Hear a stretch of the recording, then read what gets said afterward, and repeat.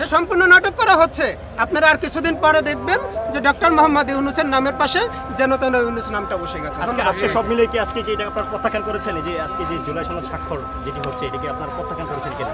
আমরা বাংলাদেশি যারা আছি, আমরা সংবিধানের বাইরে, আইনের বাইরে, গতানুগতিক আইনের বাইরে যেতে পারবো? আপনারা বলেন যেতে পারবো? আজকে যারা সই করবেন তারা কারা? আমাদের মতো একজন ভোটার, উনি 10 ভোটের মালিক। উনি এটার আইনি ভিত্তি তখনই দিতে পারবেন যখন উনি সংসদে যাবেন জনগণের ভোটে। উনি কেন আইনি ভিত্তি দিতে যাচ্ছেন? হাত ভেঙে নেব তো। আর যদি আরেকটা ভাবে আইনি প্রক্রিয়া আছে, সেটা হলো আমরা এই সরকারকে বিপ্লবী সরকার হিসেবে জানি।